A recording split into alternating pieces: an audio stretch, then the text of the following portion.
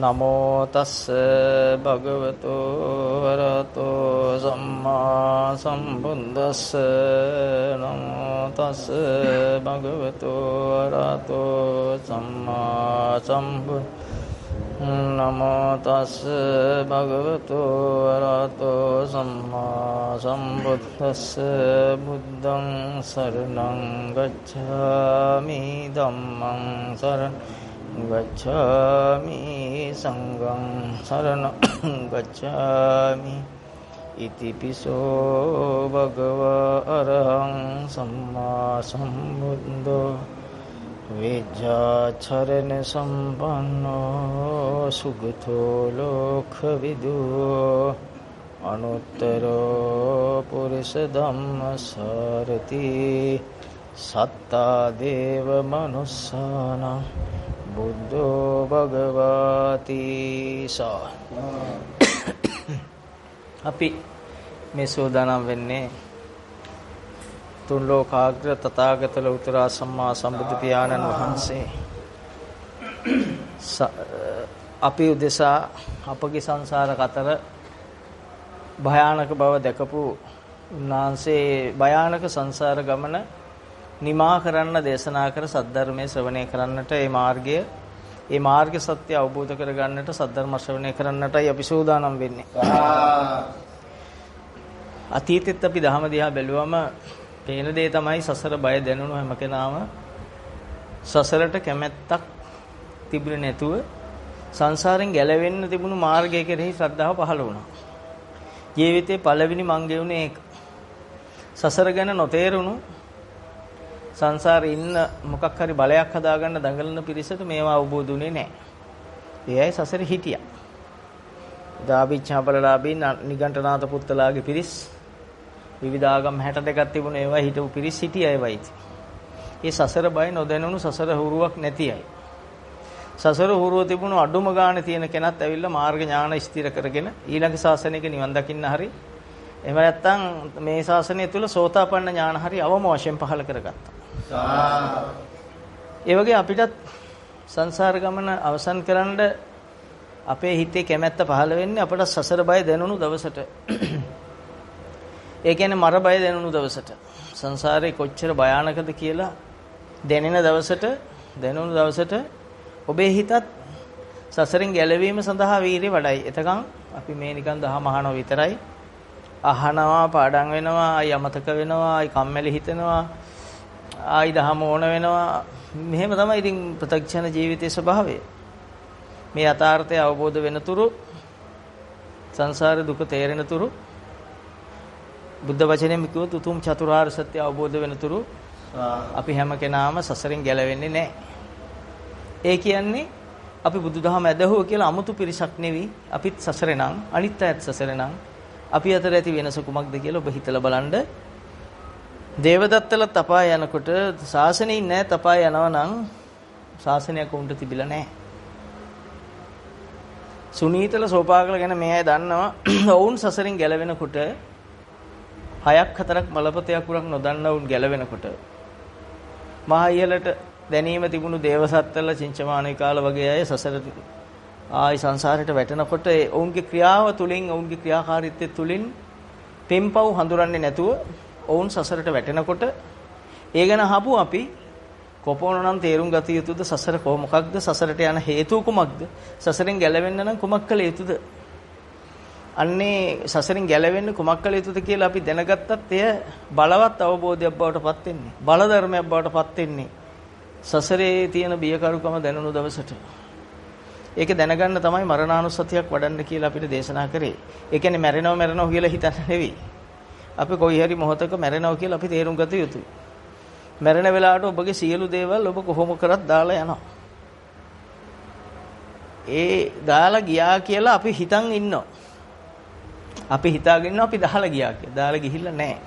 අපි නැවත ඒ ස්ථානෙම ඊටා පහත් මට්ටමේ කෙනෙක් කියලා උපතක් ලැබලා ප්‍රේතෙක් යකෙක් වෙලා තා කුඩා සතෙක් වෙලා හරි ඉපදිලා ඒ වස්තු වලට තණ්හාව නිසා අවසානට මැරෙන වෙලාවට පහළ චිත්තයට අනුව ලෝභ සිතට අනුව සිතේ තිබුණු ලෝභයට අනුව නැවත ඒ ස්ථානවල උත්පත්ති ලැබෙනවා.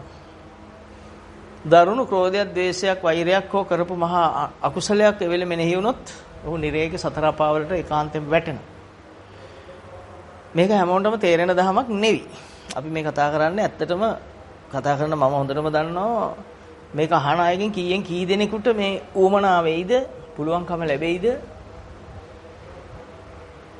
කියලා මම හොඳටම දන්නවා. ඒක ඉතා අමාරු දෙයක්.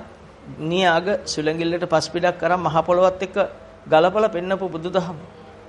ඒ තරම් ටික දෙනෙක් මේ දහම විවිධයි විවිධ විදියට යොදා ගන්නවා. විවිධ කටයුතු සඳහා යොදා ගන්න බව බුදුන් වහන්සේ දේශනා කරා. මේ අනාගත ශාසනය මෙන්න මේ වගේ විනාශයටපත් වෙන බව. යකඩ හැදෙන මලකඩ විසින් යකඩ කාලා දානවා කියලා උපමාවකුත් පෙන්වනවා. එම නිසා අපි මේ ඉන්නේ අඳුරු යුගයක. ඇත්තටම අපි විවිධ දේවල් අහලා හරි ප්‍රශ්නයක් ඇති. දැන් අපි ගත කරන්නේ මරණයත් ජීවිතයත් අස්ථාවරෝ ජීවිතයක් පවතින තත්ත්වයක් තුළ ඉඳන් මම මේ ධර්ම කතා කරන්නේ. අපේ වචනෙන්ම කිව්වොත් අපි බටහිර මිනිස්සු හදපු වචනෙම කොරෝනා කියලා. ඇත්තටම මේ මහ බිහිසුණු තත්ත්වය ඔබට යන්තම් දැනිලා ඇති. හොඳට දැනිච්ච ඇති මේ රටේ. නමුත් දැනුණට උන්ගේ පෙරපින් නැත්තම් මේකෙන් ගැලවෙන්න බුදුහාමුදුරු සරණ යන්න හිතක පහළ වෙන්නේ නැහැ. මොකද ඉස්සෙල්ලා කොරෝනා හැදෙද්දි දහම පොඩ්ඩක්වත් බැබළුනේ නැහැ. මේ ඉස්සෙල්ලා මාස 2කමාරක් 3ක් ලංකාවේ කොරෝනා තිබ්බා. හැබැයි කවුරුවත් දහමට නැඹුරුණා කියලා මම නම් දැක්කේ නැහැ. එකදු කෙනෙක් නැඹුරුණා වෙනකොට ඊට වැඩිය වැරදි වැඩ කරන්න පෙළඹුණා. මේ කොරෝනා හැදෙන්න පෙර අපි කියලා තියෙනවා ඔබට අවුරුද්දකට ඉස්සෙල්ලා, අවුරුදු 6කට ඉස්සෙල්ලා අපි අපේ පිරිස වලට විතර පුජ්‍යලිකව කිව්වා. මේ වගේ විහිසුණු වසංගතයක් එනවා කියලා. ඒ කියද්දි කාටවත් ඒක නිකන් පිළිගන්න බැහැනේ ඇත්තට. මොන උඩ පනින්නේ දැනගත්ත කියලා. කරන්න දෙයක්වත් නැහැ. ඊට අවුරුද්දකට ඉස්සෙල්ලා කිව්වා. ඊට පස්සේ පළවෙනි සැරේ හැදිලා ඉවර වෙද්දි කිව්ව නැවත එනවා. ඒ කියද්දිත් කවුරුවත් මේ නියාගට තියෙන නියාගට හුලඟක් වැදුනා වගේ එකක් ගණන් ගත්තේ නැහැ. මොකද මේ යුගයක් අවසන් වෙලා නැවත යුගයක් පහළ වෙන්න යන කාලයක් බව අඩුම ගානේ අදවත් ඔබ මතක තියාගන්න.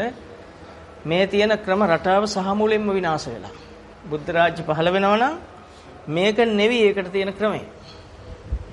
ඒක සමූල ඝාතනය වීමකින් වෙයි. අපි දන්නේ නැහැ ඒක. ඒ ගැන අපිට අයිති නෑ විග්‍රහ කරන්න. අනාවේක කියන්නේ ඒ බොරු ප්‍රකාශ වලට අපි යන්නේ නැහැ. හැබැයි බුද්ධ ශාසනය බැබලෙනවා නම් දැනට නැති ශාසනයක් තමයි අලුතෙන් මතුවෙන්න තියෙන්නේ. දැනට තියෙනවා නම් මේ ලෝකෙට කරුණාව දක්වන අය ඉන්න ඕන. මං අහන්නේ කොහෙද ඉන්නේ කියලා එහෙමයි. අනුන්ට අපහාස කරන අය, අනුන්ට බනින අය, අනුන්ගේ දේවල් කඩා වඩා ගන්න පිරිස් හැර ඔබට කවුරුවත් හම්බෙලා තියෙන්නේ.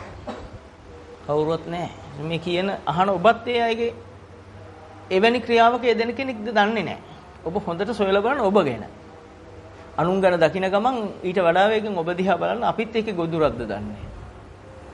සංසාරේ බය තියෙන කෙනෙක් සියලු දේවල් අතහැරලා දුවන විනා බඩගින්නවත් හොයන්න නැතුව දුවනවා විනා සසර බය පොඩ්ඩක් හරි තියෙන කෙනෙක්, සසර ගැන චුට්ටක් හරි බය තියෙන කෙනෙක් කිසිම දෙයක ආසාවක් තෘෂ්ණාවක් එන්නේ නැහැ. ඒ දහම් මැස පහළ වෙච්ච යම් කෙනෙක් නැත්තම් මේක තේරෙනවා ඇති. නිසා මේ කොරෝනා රැල්ල කියන්නේ අති බිහිසුණු රැල්ලක් මේ පටන් ගන්න තියෙන්නේ. මේක මෙතනින් ඉවර වෙයි කියලා කිසිදු జగතෙකුට කියන්න බෑ. ඒ අනාවකි මම කවදාවත් විශ්වාස කරන්නේ නැහැ. කවුරු කිව්වත් මොන විදේශිකයෝ කිව්වා අද වෙනකොට බොරු කරන් ඉවරයි ඒ කට්ටියගේ දේවල් ඔක්කොම. ඒ නිසා අනාවකි කියන ඒවා නෙවෙයි අපි පිළිගත යුත්තේ. බුද්ධ වචනය, බුද්ධ ශාසනයේ 5000ක් ආයු ලැබනවා නම් බුදු සසුන යනු මගපලලාභීන්. මිසක් පිරික් කියන කල්ලි හෝ එහෙම නැතුව නිකම් බොරු දේශන අය නෙවෙයි. බුදුහාමුදුරුගේ ධර්මය තුල සීල සමාධි ප්‍රඥා ගුණ දියුණු කරන පිරිසක්. ඒ සසරෙන් ගැලවෙන්න වෙර වීර්ය දරන පිරිසක් බුදු සසුන මිසක් වෙන එකක් වෙන්නේ නැහැ. ඒ නිසා බැබලෙනවා නම් බැබලෙන්නේ අන්න වෙන ක්‍රමයක් බලවත් තියෙනවා. ඒ කියන්නේ මේ සමාජයෙන් ඉඳන් සමාජයෙන් මිදෙන එක. තමන් තුල තියෙන දේයින් තමන් මිදෙන එක. ඒවා පරිහරණයට සීමා නොකර ඉන්න තරම් අත්හරින්න පුළුවන් මහා කැපකිරීමක්. උදාහරණ ඔබ දන්නවා පිප්පිලිය මානවකයා බුදුහාමුදුරගේ නම ඇහුවා මොනවද තෑරියේ කියලා. කෝලිත උපතිස්ස දෙන්න ඒ නාට්‍ය බලන්න ගිහලා ගිරිග්ග සමච්චි නාට්‍ය බලලා කලකිරුණාම හොයාගෙන ගිය දහම අස්සජි මහරහතන් වහන්සේ හම්බුණාට පස්සේ බුදුන් වහන්සේ පහළ වුණා කිව්වම පෙරලලා ඒ වචන 4ක් අහලා ඔබ දන්නවා ඒ ගාතාවක් ඇහුවම ඔහු දෙන්න වෙනස් ඒ අහුවෙන්නේ උපතිස්සට ඉස්සෙල්ලා. උපතිස්ස මේ ගාථාව ඇහුවම ඒක අවබෝධ වුණා. ධම්මස පහළ වුණා කියන්නේ ඒක අවබෝධ වුණා කියන්නේ ඒක සත්‍යයි කියලා Tamanට තේරුණා. ඒක තමයි ඥාණය පහළ වුණා කියන්නේ. දැන් අපිත් ඒක අහනවා. ඔය කියන ඒ සාරිපුත්ත හාමුදුරුවෝ එදා උපතිස්ස අහපු ගාථාව. යෝ ධම්මා හේතුප්පගවා තේසං හේතු තථාගතෝ ආහ තේසංචේ නිරෝධෝ එවං වාදී මහා සමන. අපි මේක කොයිතරම් වාර ගණක් අහලා තියෙද මේකේ අර්ථයක් දන්නව නේද? යෝ ධම්මා හේතුප්පගවා හේතු නිසා හටගන්න යම් ධර්මයක් වෙද්ද නේද? තේසං හේතු තථාගතෝ ආහ තථාගතයන් වහන්සේ දේශනා කරන හේතු නිසා යමක් හටගන්න බව. ඒ කියන්නේ මේකේ අර්ථය මම නොවන බව, මගේ නොවන බව, මගේ කිසිම අයිතියක් නැති බව. තේසංචය නිරෝධෝ එවං වාදී මහා සමන ඒවා නිරෝධ වෙන ධර්ම බව. ඒක අනිත්‍ය බව. මේක ඇතුළේම අර්ථය තියෙනවා. ඇතුළේ අර්ථය ගන්න හැමෝටම බෑ. මේකට විවිධකේ තේරුම් දීලා ඇති කමක් නැහැ. නේද? ඔබ හිතලා බලන්න යෝ ධම්මා හේතුප්පගවා යම් ධර්මයක් හේතුවක් නිසා හටගනි. මොනවද ධර්ම? කුසල ධම්මා, අකුසල ධම්මා, අව්‍යක්ත ධම්මා.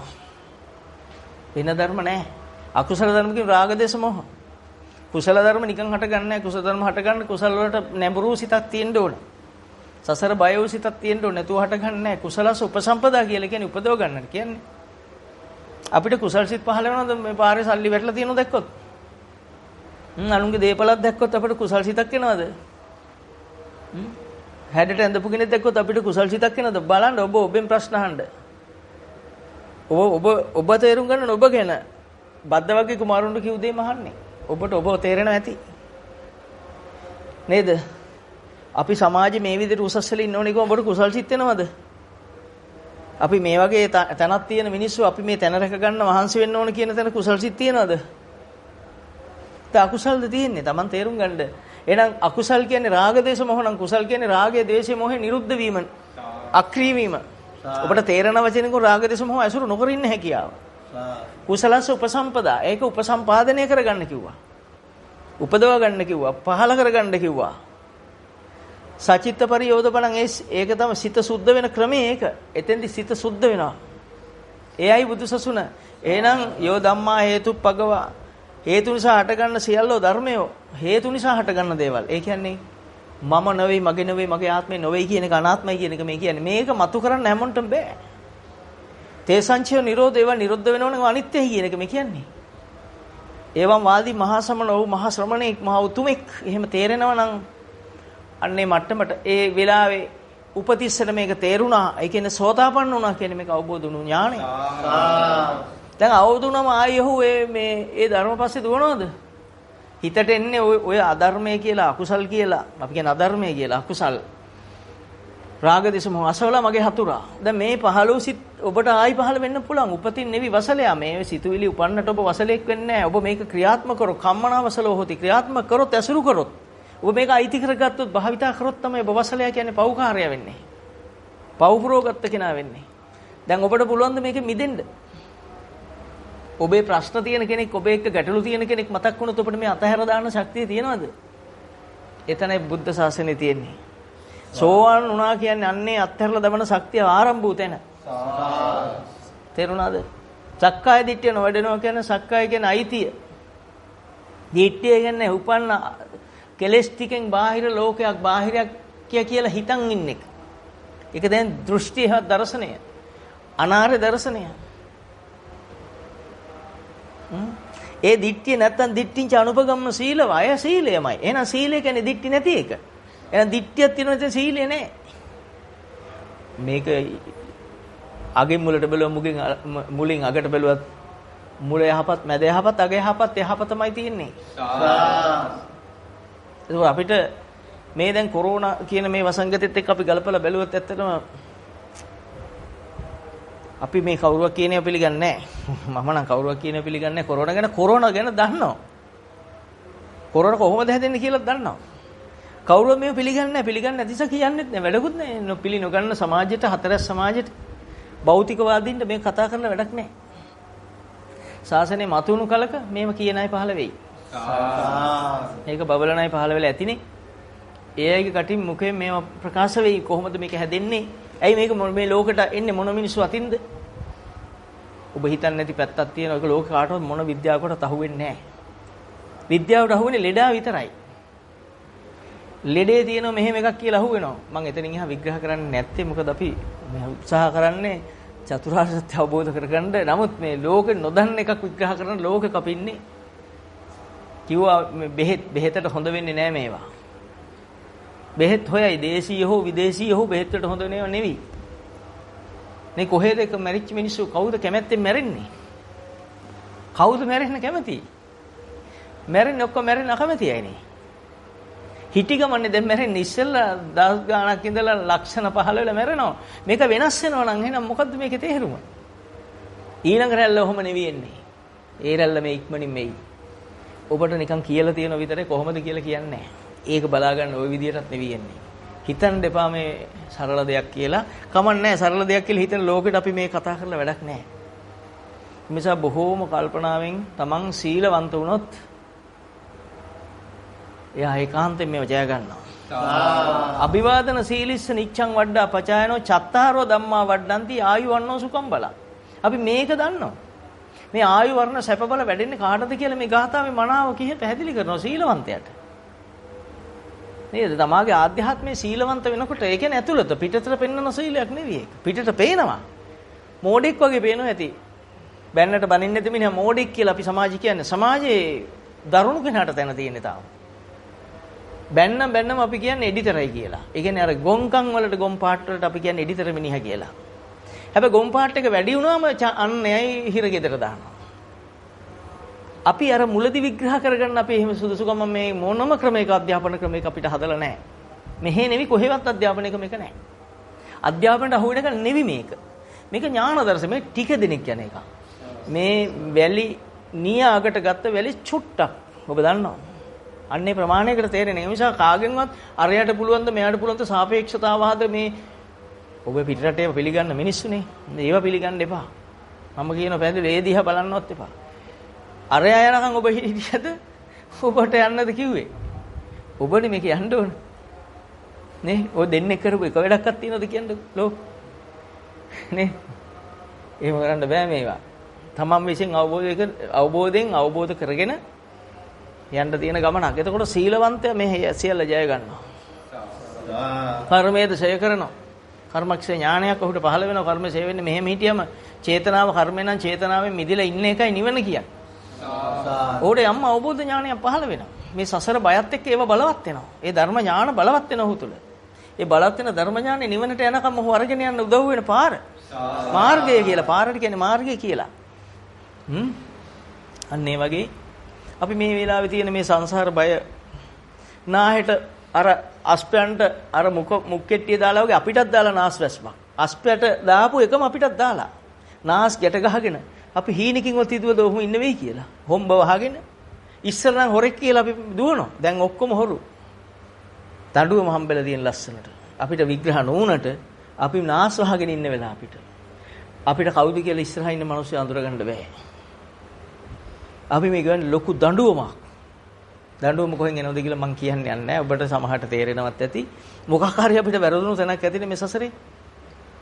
නේද? අපි මිහිඳු මහරහතන් වහන්සේ ලංකාවට වඩිනකොට හිටපු ජාතියේ අදයි වෙනස හිතන්නේ. එතකොට තේරෙනවා අපට වැරදුණු තැන කොතනද?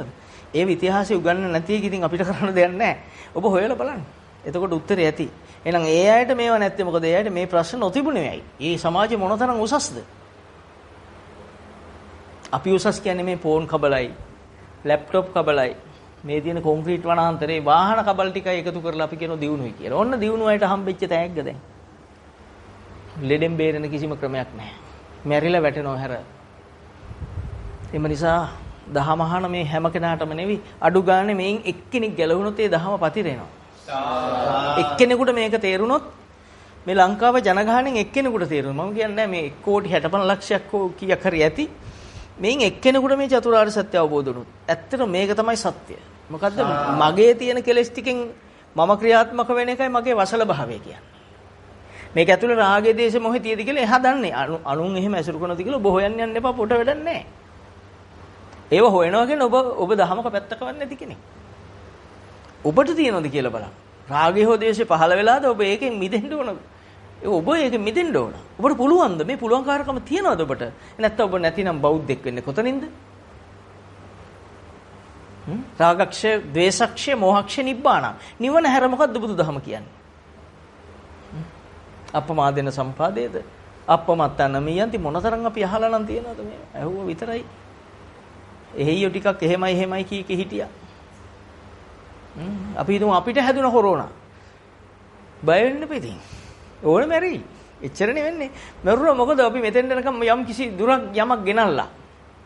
දහම්මැසක් ගෙනල්ලා නම් එයාට වෙන්න ඕන දේ කොහොම මැරෙනව කවදා හරි.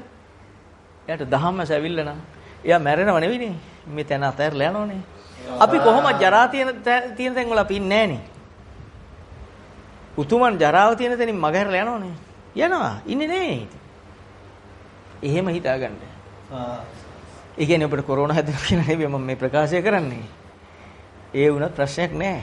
නේද? ගැහුව මොනවද කරන්න කියලා ඇහුවා. එතකොට මොකද්ද දුන්නේ? පුන්න මහරහතන් වහන්සේ. භාග්‍යතුන් වහන්සේ දුන්න උත්තරේ මොකද්ද?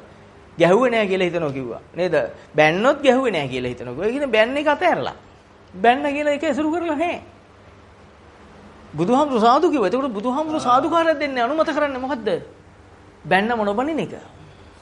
දැන්වත් තේරුම් ගන්න. ඔබට ගැහුවොත් මොකද ඇහුවා? මගේ අතපය කැඩුවේ නෑ කියලා මං හිතනවා කිව්වා. බුදුන් වහන්සේ නැවත සාදුකාර දුන්නා. එතකොට ගැහුව ගහන්න එපා කියලානේ කියන්නේ. ඔබ තේරුම් ගන්න. අදවත් අඩු ගානේ ඇත්තටම චතුරාර්ය සත්‍ය කුමක්ද? මේක කරන්න බැහැ නේද අපිට? අපි වෙන වීරයෝගේ ඉන්නේ. චණ්ඩි කියන්නේ මේවයි මිදෙන කෙනාට. නේද? විරිය කිව්වේ බුදුන් වහන්සේ වීරයට. විරිය තියෙන කෙනා වීර සබ්බොච්චංග ධර්ම බුද්ධි අංග 15 වෙලා තියෙන කෙනා. එන බුද්ධිය පහළ වුණ කෙනා තමන් තමාවම එල්ල කරගන්න පුළුවන් කෙනා. නේද? බුදුන් වහන්සේ ගැන හිතන්ද මේ ලෝකේ ඔක්කොම අම්මලා වුණොත් ඒ ඔක්කොම අම්මලාට ළමෙක් හිටියොත් ඒ ළමයට දෙන කිරි බින්දුවක් අපි તો ළමයට කිරි දෙන බින්දුව වෙනවා දෙන සෙනෙහස තියෙන්නේ. ඒ ඔක්කොම එකතු වුණාම වැල්ලි ඇටයක් තරම් නැතිකෝ බුදුන් වහන්සේගේ සෙනෙහසට. ඒ ඔක්කොගෙම සෙනෙහස එකතු කරොත් මතක තියාගන්න බුදුවරයෙක් ගැන දන්නේ නැති නිසායි කියන්නේ ඔබ. එහෙම උපමාව ගන්නත් අපට අයිතියක් නැහැ. මොකද අචින්ත ඥානයක් අනන්ත කරුණාවක් තියෙන බුදුන් වහන්සේ ගැන මේ කියන්නේ. ඒ ඔක්කොගෙම කරුණාව එකතු කරලා ගත්තම මොකක් හරි උපමාවක් එයි. ඒ ඔක්කොම වැලි ඇටයක් මහ පොළේ වැලි ඇටයක් තරම් නැහැ කිව්වා. බුදුන් වහන්සේගේ කරුණාව මහ පොළොව නම්. මේ වැලි ඇටයක් තරම් අර කරුණාවයි කියන්නේ කිව්වා. එතකොට අපි බුදුහාමුදුරු දැනගන්න පුළුවන්ද අපිට ක්‍රමයක් තියෙනවද? නමුත් බුදුහාමුදුරු බණිනෝ. මිනිස්සු බණින හැටි අපි අහගෙන අපිට ඇහිලා තියෙනවා. ඇහෙනවා දැනට අපි ගාවක් තියෙනවා බණින ඒවා. බුදුහාමුදුරුගේ ගුරුවරුත් මේ ලංකාවේ ඉන්නවා. ඉතින් ඒ වගේ සමාජයක් ඉතුරු වෙන්න කිසිම හේතුවක් නැහැ. මේක කොතනකින්වත් සෝදනයක් වෙන්නෙත් නැහැ. කොතනකින්වත් චතුරාර්ය සත්‍ය භාවිතා කරන කෙනාට පවතින ක්‍රමෙත් නැහැ. එහෙමනම් මේ කොටස කරන්නේ ඒකාන්තයෙන් ඔබ දන්න වචනෙන් කියන ස්වභාව ධර්මෙමයි. ඒක කරලා දාවි වෙලාවට අපි හිතන් ඉන්න වෙලාවල් නෙවි ඒවා වෙලාවල් වෙන්නේ. අපි හිතන් ලෑස්ති වෙලා හැංගිලා ඉන්න. ඔබ හිතන වෙලාව නෙවි වෙලාව. සිද්ධිය වෙයි, සිද්ධි වෙයි. අපි ඉස්සරහට බලන් ඉඳමු. සම්බුද්ධ රාජ්‍ය තුල බුදු පියාණන් වහන්සේ හිටපු කාලේ බුද්ධ රාජ්‍ය. ඒ කාලේ ගැන පොඩ්ඩක් දන්න ඉතිහාසෙ පොඩ්ඩක් හරි දන්නවනම් මතක් කරගන්න මොන වගේද කියලා. සාරිපුත්ත මොග්ගල්ලාන කොහෙද හිටියේ? 80 කෝටියක් ධනෙ තිබුණු ඇත්ත. පිප්පිල මානක මොනතරම් ධනවතෙක්ද මොනවද අතහැරි? අපි මොනවද අතහැරලා තියෙන තඹ දොයිතුවක් කියන්නේ. හැබැයි අපි යන්නේ එතෙන්ට යන්න. අපි නිවන් දකින්න යන්නේ එතෙන්ට යන්න. මේ ඔක්කොම අතහැරලා ගිය දවසටයි අතහරින්නේ නැත කියන්නේ අල්ලන්නේ. හිතෙන් අල්ලගෙන ඉන්නේ. නේද? මොනතරම් දේවල් හිතෙන් අල්ලන් ඇද්ද? හිතෙන් අල්ලන් හිටිය සිවුර. අපවත් වෙන වෙලාවේ මතක් වුණේ සිවුර. ඒ කියන්නේ හිතට ආවේ රූපෙට. උපාදානස්කන්ධය. එහෙම නැත්නම් හිතට ආපු රූපය. සිවුර තමයි කාම වස්තුව කියන්නේ. ඇසුරු කරන තියෙන වස්තුවට කාම වස්තුව කියනවා. ඒ රූපේ. රූප කාම කිව්ව එහෙනම් කාම වස්තුව කියන්නේ ඇසුරු කරන තියෙන එක. සිවුර ගැන හිතුණා. අපි ඔබේ වචනෙන් ඔබට තේරෙන වචනෙන් සිවුර ගැන හිතුණා. ආයිසිත සිවුර ගැන තව සිතුවිල්ලක් එන්නට ඇති. නූපන් අකුසල උපදින්නේ උපන් සිත ඇසුරු කරනවා කියන අකුසලයක්. ඒක සංස්කාරයක් උපාදානස්කන්ධයක් ඒක දුක පහළ වීමක් කියලා ගලපා ගන්න බැරි කෙනා සිවුර ගැන හිතුවා කියන්නේ රූපේ කාම වුණා. කාම ලෝකෙට වැටුණා කියන්නේ භවයට වැටුණා. එතකොට අකුසල් සිතක් වුණා ඒක. ඒ අකුසලයේ යොදාගත්ත කෙනාට සිවුර ගැනම දිගට දිගට මතක් වෙද්දී මැරෙන්නේ. අපවත් වෙන්නේ. අපවත් වෙන කාවෙක් කියලා උපන්නේ. දවස් 7කට ඕනේ තප්පරයකට හරි. ඔබට මට කියලා දෙන්න උවමනා කරන්නේ ඒ තරම් සිත සුද්ධ කර නොගත්තොත්, සිත පාලනය කර නොගත්තොත්, තේරෙන වචනේ පාලනය කරනවා කියන එක. බුදුන් වහන්සේලා පාලනය කරන්න ඉගෙනුවේ බේරෙන්න. නේද? තණ්හාව කියන්නේ ඇලෙන එක යටත් වීම, තණ්හක්කෝ නිරෝධෝ කියන්නේ තණ්හාවේ මිදෙන එක කියන්නේ බේරෙන එක. මේ වචනේ ඉතින් අලුත් ඒවා නෙවෙයි, හෙළබසේ වචන. ඉතින් අපි ඇත්තටම අපි උත්සාහ කරමු. ඔබ ගෙදර ඉන්න ගමන් එහෙම ඇවිදින්න එපා. රටට ආදරේ වෙන්න ඕනනේ අපි. මොන රජේ හිටියත් රටට ආදරේ විය යුතුයි. මොකද රටක් නැතුව මේක පවතින්නේ නැහැ. බුද්ධ ශාසනය පවතින මේ රට රැකෙන්න ඕන. ඒක කවුරු රජය කරත් එයාලට මේක කරගෙන යන්න අපෙන් අවසර ලැබෙන්න, අපේ ශක්තිය ලැබෙන්න නිසා අපි කාණ්ඩන ගහේ ඉන්න දවසක් එයි හිට අනිද්දා. කොහොමත් ඇවිදින්න බැරි දවසක් එනවා. ස්ථිරයි. එදාට මේ දහම විතරයි ඔබට ඉතුරු වෙන්නේ. ඔබේ ආරක්ෂකයන් ඔබට ඇසුරු කරන් ඉන්න එකම කෙනා වෙන්නේ බුදුන් වහන්සේ. එහෙම නැත්නම් ශ්‍රී සද්ධර්මය. ඒ දහම ඇසුරු කරනවා කියන්නේ දහම ගලප ගන්නවා කියන්නේ බුදුන් වහන්සේ ඇසුරු කරන්නේ. එදාට ඔබට තනි නෑ ඔබ. එදාට ඔබට හිතේ තණ්හාව නෑ. රූපෙන් ගැලවිලා උපාදානයෙන් මිදිලා. ඔබ නොදන්න ගොඩක් දේවල් එනවා. ඔබ කරන්නේ එක දෙයයි. මොකද්ද? උපදින සිත නිවර්දිව අධ්‍යයනය වෙන එක. ඒ අධ්‍යයනය වෙනකොට දහම මතුවෙලා හිතට. අසවල හතුරා එහෙම නැත්නම් අර මගේ දේපල මතක් වෙනකොට මේක උපාදානස්කන්ධය, මේක සිතුවිල්ලක්, මේ පංච උපාදානස්කන්ධය, මේ සංස්කාර ධර්මයන් පහළුනේ. මේ ඔක්කොම මම නෙමෙයි, මේ අනිත්‍ය දේවල්. මේ ඇති වෙන නැති වෙන පෙන පින්ඩු උපමා රූප, මේ රූපේ පෙන පින්ඩකට උපමා කරේ. පේන පින්ඩු උපම සූත්‍රය. මේ රූපේ නිසා හටගන්න දැනීම වේදනාව බුබ්බුලුපම් බිබ්බුලකට උපමා කරේ. මේ රූපේ හඳුනන හැඳිරීම, මේක පෙන බිබුලක්, මේක අර අසවලා හතුරයි අසවලා මිතුරයි, ඒක තමයි හැඳිරීම රූපයත් එක්ක එන. ඒ හැඳිරීම උපමා කරේ බුදුන්සේ මිරිගුවකට. සංඥාව මිරිගුවකට, මරිච්චක උපමන සංඥා. ඒ කියන්නේ බුදුන් වහන්සේ කියන්නේ මේ තුළ ඇත්තටම හරයක් නැත කියලා ඔප්පු කරන්නේ. ඒක ඔබට ඔප්පු වෙනකන් ඔබ දහම දන්න කෙනෙක් වෙන්නේ කොහෙන්ද? ඔබට මේ උපාදාන ස්කන්ධයේ අසවලා හතුර කෙනෙක් ඇත්තේ මිරිගුවක්. කොච්චර කරත් ඔබට හතුරේ කම්බෙයිද? ඇහැට රූපයක් පෙනෙයි. හතුර ඉන්නේ ඔබේ හිතේ. කිලිටි වල දින ඔබ හිත. එතකොට ඔබ මේක අතහැරි දවසට මේකෙන් අතහරිනකොට එළී ඉන්න රූපෙන් ඔබ කලබල නොවෙන, කම්පති කම්ප නොවෙන, චලනය නොවෙන, විඳවන්නේ නැති, සංසාර බය නැති කරගත්ත කෙනෙක් න බයති. මොනතරම් උත්තරීතර කෙනෙක් වෙනවද? සතර ඒ විකෘතියෙන් ඔබ මිදුණු කෙනෙක්. ඔබට පුළුවන් ද කියලා ඔබ බලන්න. ඔබ පොඩ්ඩක් තෙල්ලෙන්නේ නැති කෙනෙක්. ඉස්රත් රහතන් වහන්සේලා හිටියේ ඇතෙක් මැව්වම දිව්වනේ. නේද? හිත හෙල්ලුණානේ රූප ඇසුරු කරලා දහමක් මොකක්වත් දන්නේ නැති අයනේ කෑ ගහලා තියෙන රහත් වෙලා කියලා. ඔබ ළඟ කවුරු ගියත් ඔබට පේන්න උපාදානස්කන්ධයක් පහළ වුණා. උපාදානස්කන්ධය මෙල්ල කරන්න තමයි අමාරු. උපාදානයක් කියලා හිතන්න අමාරුයි. මගේ හතුරමයි ඔය ඉස්සරහා ඉන්නේ. දහම කියන්නේ කොහොමද? ඔබ දහම සුණ ඒ ඉස්සරහා කෙනා හතුර කියන මොහොතේ ඔබ තුල ක්‍රියාත්මක වෙන මොකද්ද? උපාදානස්කන්ධයක්. ඒ උපාදානස්කන්ධයක් චිත්ත තුල පහළ වුණා කියලා දකිනකොට හතුර කියන සංඥාව තියෙනවද? දැන් අත්හැරුණාද? අත්හැරුණා. මේවා භාවිත නොකර කොහෙන් කියන්නද? එතනින් එහා ටික භාවිත කරන අයට කියන්න ඕනේ එතනින් එහා දහම. පංච උපාදානස්කන්ධේ දුකයි. ඔය දුක පහළුනේ. එහෙනම් සිවුර මතක් වුණා කියන්නේ, සිවුර කියන්නේ හිතට රූපයක්, වේදනාවක්, හඳුනා ගැනීමක්, සංඥාවක්, සංකාරයක්, විඥානයක්. සිත කය වචන හැදීම සංකාර. සිවුර කියන්නේ දැනීම, විඥානය. දැන් මේ පංච උපාදානස්කන්ධය පහළුනේ සිවුර කියලා. උපාදානස්කන්ධය පහළ වුණා කියලා දන්නවද? දන්නේ නැහැ. සිවුර කියලා හිතුණා. සිවුර කියලා හිතුණා කියන්නේ රූපෙට ඇලුණා. ඒක තමයි රූප තණ්හාව කියන්නේ. රූපෙට තණ්හාව පහළ වුණා. රූප නිසාම රූපය ඇසුරු කරන තණ්හාව පහළ වෙනකොට නැවතත් ඒ රූපය නතසෝ නතාඤ්ඤෝ එය නොවන වෙන ආකාරයකින් පහළ වෙනවාමයි. ඇත්තද නැද්ද බලන්න ඔබ දිහා බැලුව ගමන් මේ ධහමේ අර්ථය ඔබ තුල ඇති. පොඩ්ඩක්වත් අර්ථය විකෘති වෙන්නේ නිර්මල ධහම Taman තුලින් බලන්න කිව්වේ. බලනකොට ඔබ මොනතරම් අර්ථ දැනගත්තත් ඔබ විකෘති නම් වැඩක් තියනවද? අර්ථය දැනගත යුතුයි මාර්ගයට සත්‍යයි. අර්ථය තුල බලන්න පොඩි අර්ථයකට අවිල බලනකොට මහ විශාල ප්‍රදේශයක් පෙනේ. එතකොට ඔබ අර පේන පින්ඩු සූත්‍රයේ දේශනා කර විදියට අපි සංඥා මගේ හිතට එන දේ මිරිඟුවක් ඔබ දන්නවා මිරිඟුව කියන්නේ ඇහැට පේන්න තිබුණට කොච්චර ගියත් හම්බෙන්නේ නැත කියන එකයි. මිරිඟුව කියන එක ඇහැට පේන්නේ නැහැ. ඇහැට පේන්නේ එක දර්ශනයක් හිතේ තියෙන ජලය කියලා. අර තියෙන වතුර කියලා හිතෙන්නේ හිතට. එතකොට හම්බ නොවෙන්නේ ඇසට පේන එක පමණක් නෙවෙයි හිතට පේන එකත් හම්බෙන්නේ නැහැ. ඇහැට පේන එක තව දුරට යනවා. යන්න දුර. මේක තේරුණු දවසට ඔබ ඒකාන්තයෙන්ම සෝතාපන්න නොවෙන්නේ නැහැ. බය වෙන්න එපා. ඔබ හතුර කියලා කෙනෙක් ළඟට ගියාම හතුරෙක් දින්නේ ඇහැට රූපයක්ද පේන්නේ? මේ ආයතන සංයෝජනයක් තියෙන්නේ. ඇස රූප ගැටෙනවා කියන්නේ ආයතන දෙකක්. ඇස කියන්නේ ආධ්‍යාත්මික ආයතන, රූප කියන්නේ බාහිර ආයතන. මෙතන දෙක ගැටෙනවා කියන්නේ ස්පර්ශය. මෙතන තියෙන විඥානය. විඥානයේ තියෙන මොහොතේ තියෙන රූප, වේදනා, සංඥා, සංකාර, විඥානික ස්කන්ධ පහක පහළ වීම. එච්චර දෙයක් බලන්න පුළුවන් කෙනෙක් මේක අසුරක් ගහන වෙලාවේ. ඇහැ පියලා අරින මොහොතේ. පියලා අරින මොහොතේ උපාදාන ස්කන්ධය විතර බලන්න පුළුවන් මේ අද පටන් ගත්තොත් කොයි හරි වේලක හැකියාව ලැබෙනවා.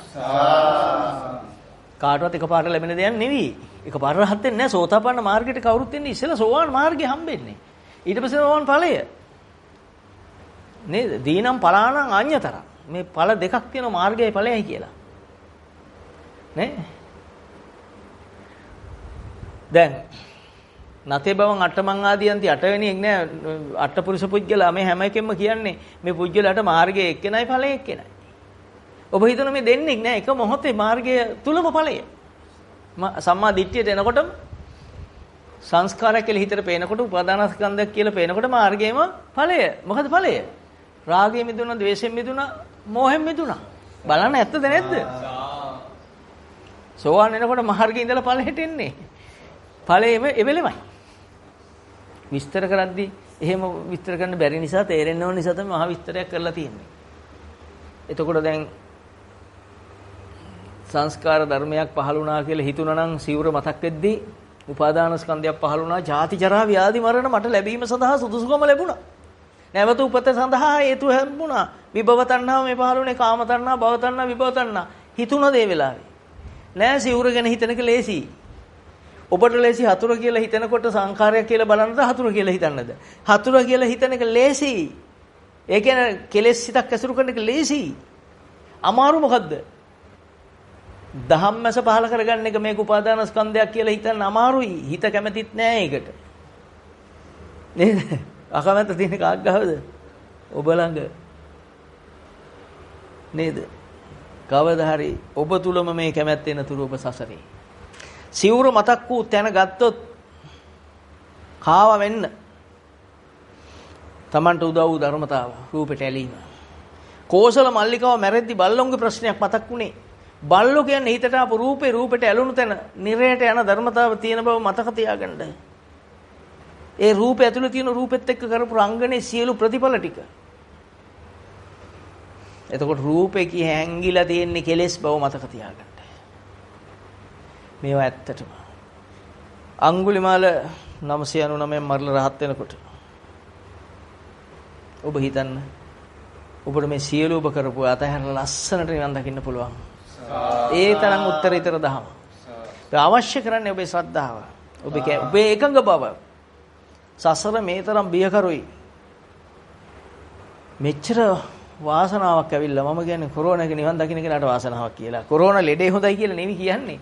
මෙච්චර ත්‍රස්ත බියක් පැතිරෙද්දී දෙයියනේ මේ සංසාරේ මිනිස්සු මැරෙන හැටි දැක්කම අපි සතර පෙරෙන විදි දැක්ක සිද්ධාර්ථ මහ බෝසතාණන් වහන්සේ ඔක්කොම යසෝදරා රාහුල දාලා යන්න මොනතරම් බලයක් හැදෙන්නේ නැද්ද? මේ ශක්තිති රජකම දාලා යන මොන බලයක් හැදෙන්නේ නැද්ද? බුදුහාමුදුරුවෝ නමහපු පිප්පිලිය මානවකයා. ඒ සියලු දේපල දාලා යන මොනතරම් බලයක් හැදෙන්නේ නැද්ද? දහම් පදේ ආපු අස්සජි මහරහතන් වහන්සේ දහම් පදේ ආපු උපතිස්ස. බුදුහාමුදුරුවෝ හොයාගෙන යන්න ඔක්කොම අතහැරලා ගෙවල් දොරවල් ගුරුවරු තමන්ගේ හිටපු නේද? සංජය බෙල්ලට පුත්ත කියන තමන්ගේ උතුම් ගුරුවරයා අතහැරලා යන්න මොනතරම් වීරියක් වැඩෙන්නේ නැද්ද? ඒ අතහැරලා යන එකට විරිය කියන්නේ. අපිටත් සසර බය ආවොත් ඒකාන්තේ මේ වීරිය සුළු වෙනවා. මේ දැන් සසරින් ඉන්නේ අතහැරෙනවා. ඔබට මේව අතාරින්න එච්චර. දැන් ඔබ බඩගින්නට කයි. මේ ඔබ කොටු වෙලා ඉන්නේ. අර නීති ඇඳිරි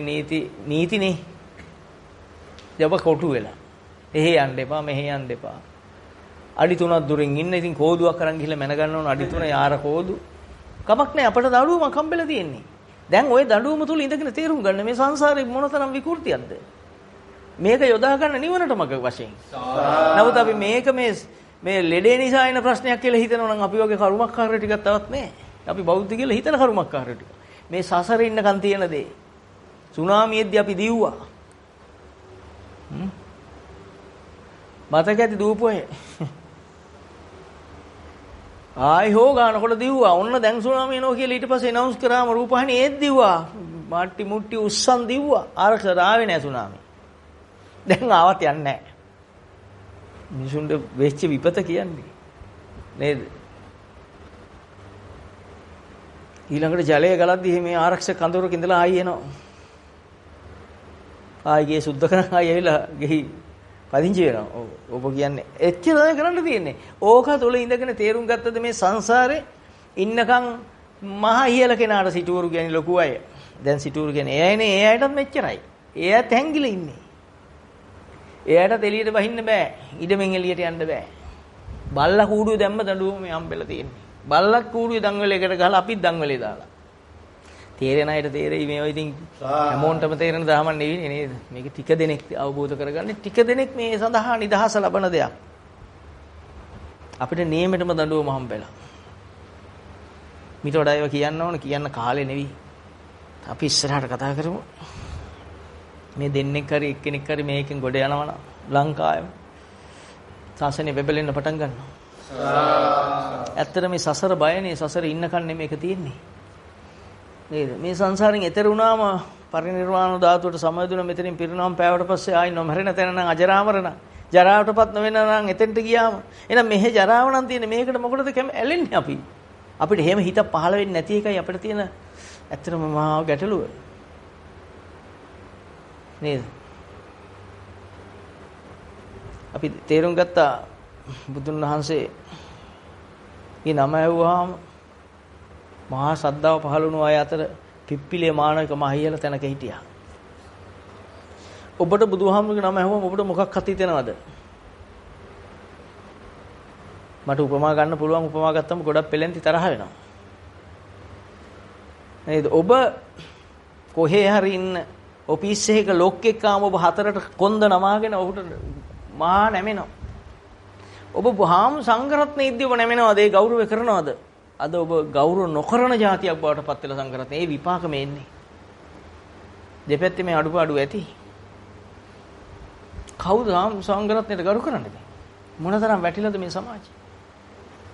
සංඝරුවනක් දැක්කම අපිට වාඩි වෙන්න අයිතියක් තියනවද? සමතැන් වල ඉන්න පුළුවන්ද අපිට? අධ්‍යාපනයේ තියෙන සමතැන් කරලා හදාගෙන මේ ශාසනය විනාශ කරන්නද? නේ අපි හැමතැනින්ම වරද්දන් තියෙන නිසා මේක බරපතල දෙයක් වෙයි ඉස්සරහට. ඔබ වෙනස් වෙන්න ඕන. මේ දහම අහන ඔබට ඇත්තටම ඔබ නිවන් දකින්න උවමනා වෙන්න මේ යන්නේ. මේකේ නිවන පමණයි ලැබෙන්නේ ශාසනය වෙන මොකුත් ලැබෙන්නේ නැහැ. කන්නලව් කරාට මොකුත් ලැබෙන්නේ නැහැ මේකේ. ලැබුණේ දඬුවම කොරෝනා කාටත් ඇවිල්ලා නේ. දැන් හැමෝටම මොනව ලැබුණත් ලැබිලානේ කොරෝනා. නේ යන්න බෑ පාරක යන්න බෑ. උස්මක් ගන්න බෑ. අපි කන්නලව්වක් කළා දෙවියන්ට හරි අපි බුදුහාමුදුරන්ට කන්නලව් කරනවනේ මිනිස්සු පුරුදු වෙලා දැන්. ඒක හරිය නිගණ්ඨනාථ පුත්ත වගේ අපි. මිත්‍යා දෘෂ්ටිකාගම බවට පත් කරගෙන. ඉල්ල ලැබුණා කියන්නේ කොහොමද? අපි ඉල්ලපුවා ලැබුණා. අපි හිතමු අපේ පෙර පින පළ දීලා ලැබුණා මොකක් හරි රස්සාවක් හරි. දැන් රස්සාවට යන්නේ කොහොමද? නාහෙට ලණුවක් දාගෙන අඩි ගානක ඈතින් ඔබ හොඳ හිතන්න දැන් ඔන්න කෙනෙක් එනවා නාස්වැස්ම නැතුව ඔබ ළඟට. ඔබට මෛත්‍රිය දෙන්නේ වෛරෙද? ඔබ දන්නවා දැන් ඔබ උත්තර එපා මට. මේ ඉන්න එක්කෙනා දෙන්න මට කතා කරන්න එපා. මම දන්නව එන දේ. ඔබ අර බයත් එක්ක මහා වෛරයක් එනව නේද?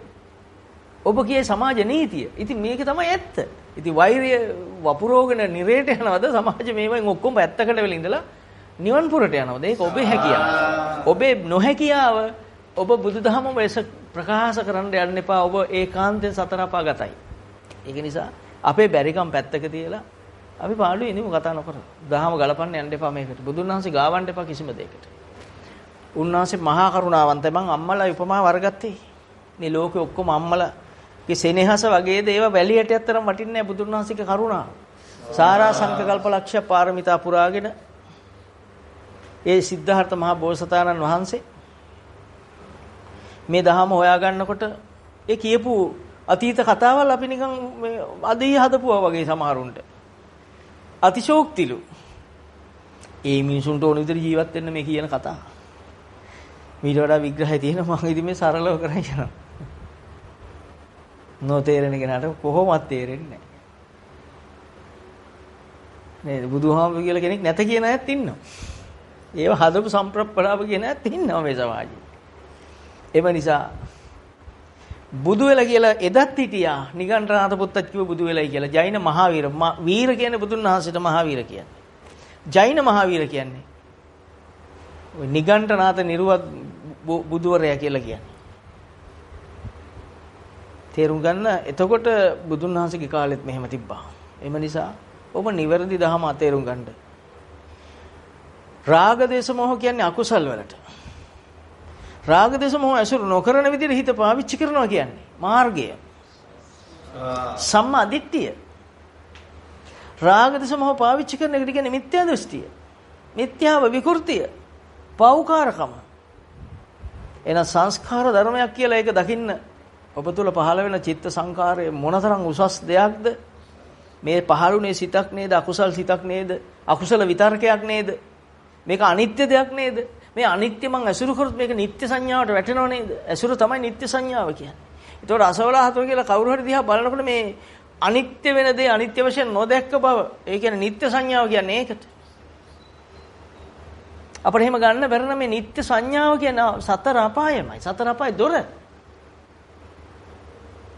නේද? සල්ලි ටික දැක්ක බුදුන් මම මේ ගන්න හැම උපමාවම මේ බුද්ධ වචනේ මතු කරගන්න මිසක් මේ මෙච්චර ඕනේ නැහැ දහම තේරෙන කෙනාට කියන්නේ 1යි 2යි කියන්න ඕන. තේරෙනව අඩු නිසා ගන්න මේ උපමාවෙන් පැත්තෙන්ම ගන්නෙ. මොකද අපි මොට්ට වෙලා ඉන්නේ භෞතිකවාදී වෙලා. අපි පරීක්ෂණ, නිරීක්ෂණ, නිගමන කියන තකතිරුවක් පස්සේ දුවලා මේ බూరు මේ සංකල්පෙන් අපිට හොඳටම පුළුවන්.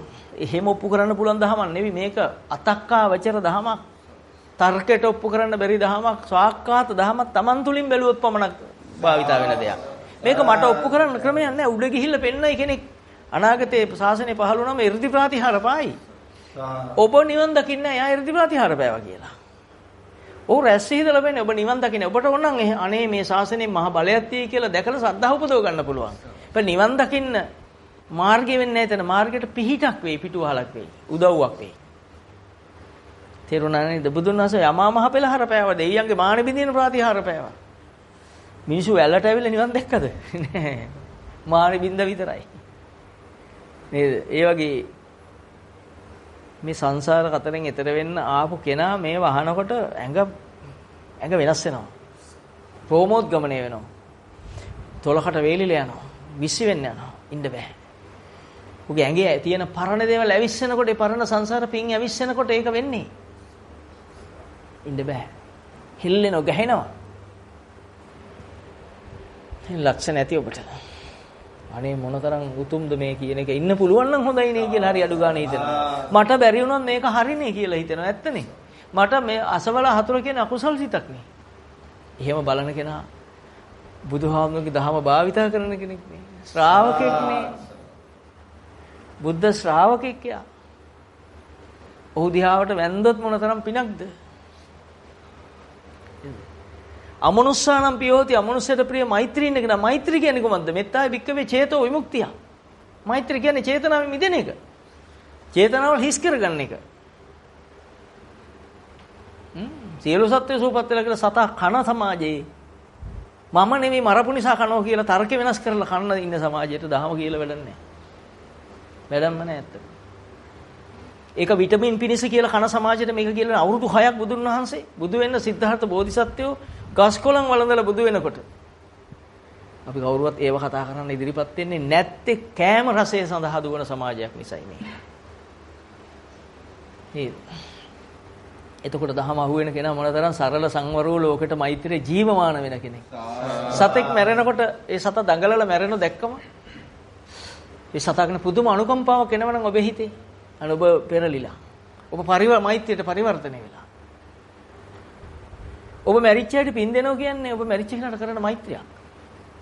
දන් දෙනවා කියන්නේ මෛත්‍රියක්. ඔබට පුළුවන් වුණා නම් යා නොමැරි තියා ගන්නවද නැද්ද? දැන් මරුණාට පස්සේ ඔබ ළඟට ගන්න කැමතිද නැද්ද?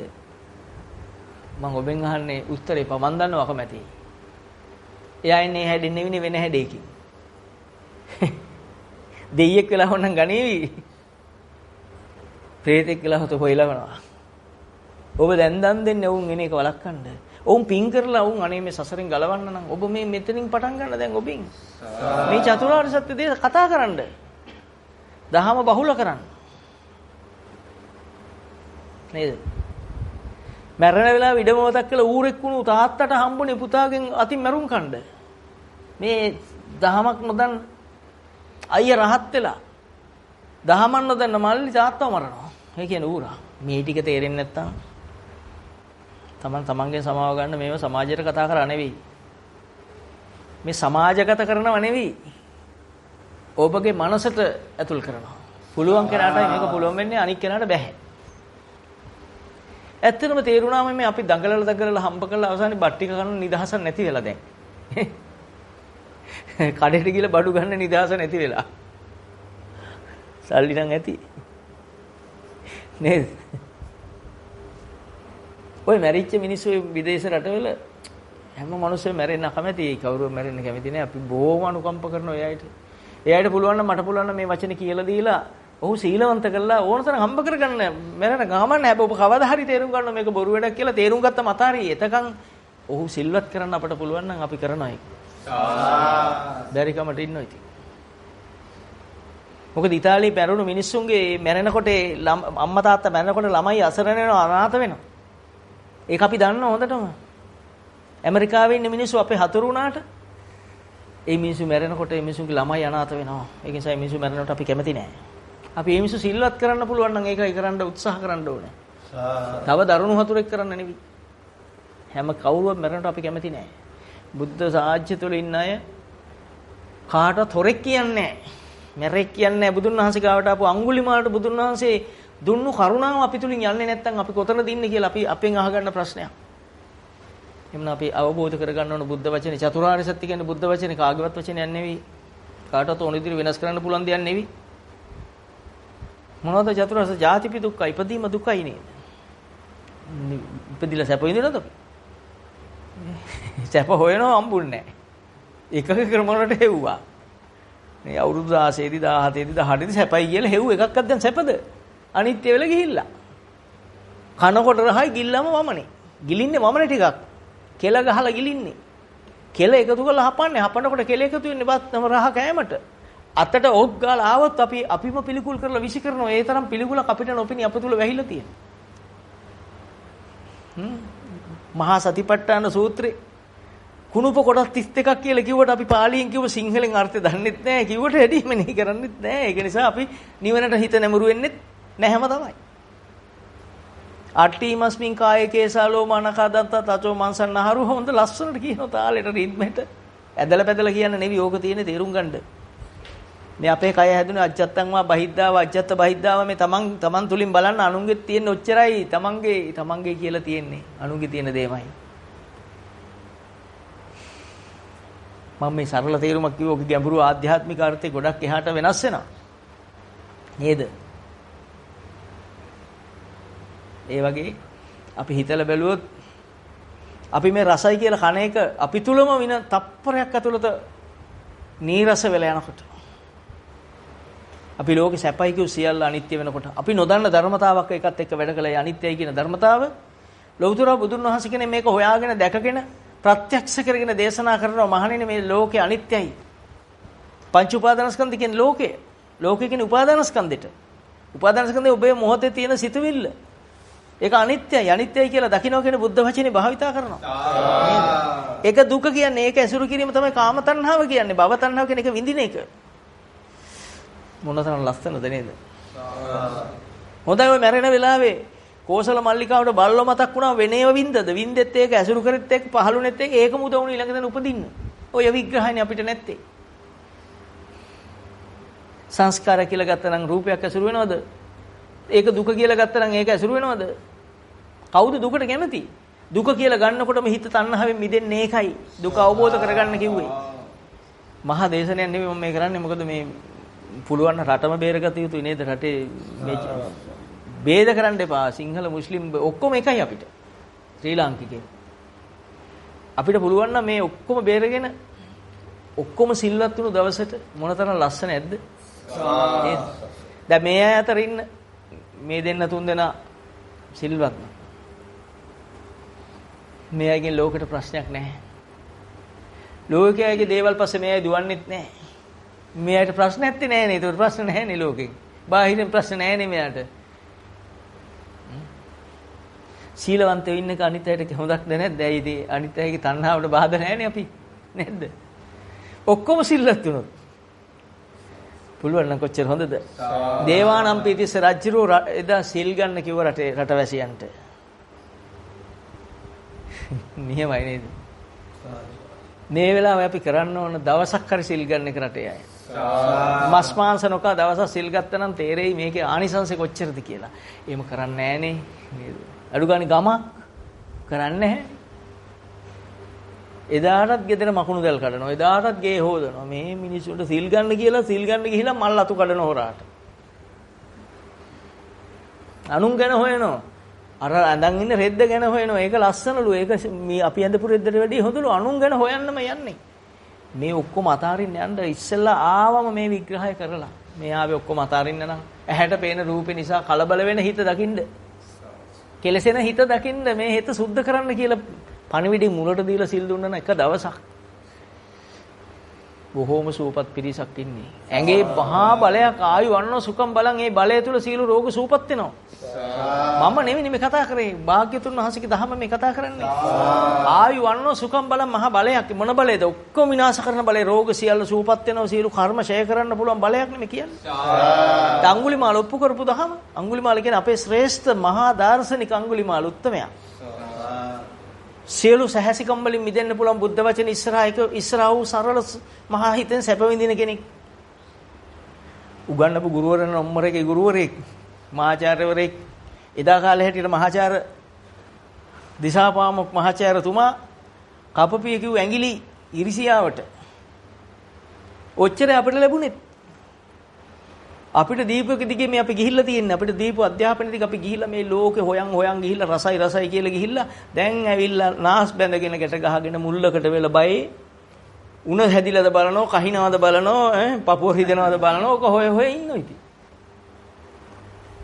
මන් දන්නේ මක්කද පරීක්ෂණ වගේක් කරනලු පරීක්ෂණ කරන්න දෙයක් නැහැ නේ මේ තත්ත්වෙට එන්න අපේ හිත පරිසරයෙන් වෙනස් කරගත්තා නම් නේද බුදුහාමරෝ විශාල මහනුවරට යද්දි මහා රෝග පැතිරලා කෝටි ගණන් මැරුණු නගරයකට යන්නේ කොයි හුලඟට ආපු ලෙඩ හැදුනා බුදුහාම වටේ කැරකුණාද අපි බුදුහාමරට අපහාස කරලා ඉවරයි දැනටත් බුදුහාමරෝ වටේට කැරකුණාලු විශාල මහනුවර දැකලා තියෙ විශාල මහනුවර මේයි